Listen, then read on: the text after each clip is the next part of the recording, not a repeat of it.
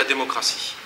L'urgence sociale, évidemment, très important, mais on n'a pas besoin d'insister. On est dans une situation tellement sinistrée qu'on voit bien pourquoi il y a urgence et pourquoi il faut proposer il faut faire des propositions, sur des bases radicales, en rupture avec les politiques existantes.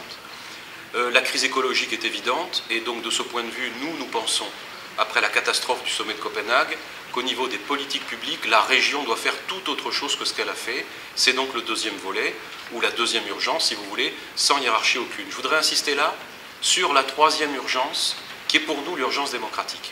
Nous disons que c'est très important car il y a une véritable crise de la politique, un discrédit de la politique et une crise de la représentation politique, à la fois dans ce pays, mais aussi particulièrement dans notre région.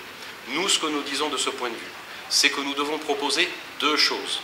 D'abord, un fonctionnement radicalement différent de l'institution régionale, du conseil régional, avec la transparence, le refus du clientélisme, le fait que la communication laisse la place à une information citoyenne pour le débat citoyen, que les citoyennes et les citoyens de la région soient au courant des principales décisions prises par le conseil régional, c'est très important.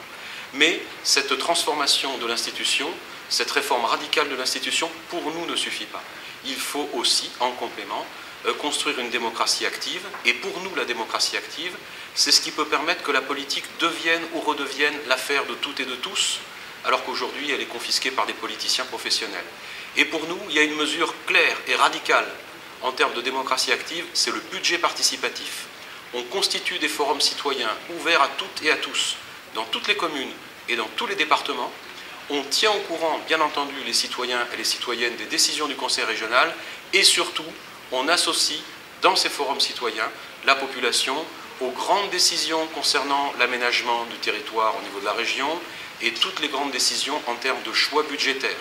Pour nous, c'est tout à fait essentiel et nous pensons que de ce point de vue, cette urgence démocratique et toutes les propositions que nous faisons pour y répondre, eh bien, ce sera l'une des originalités de la liste commune NPA alternatif en région PACA.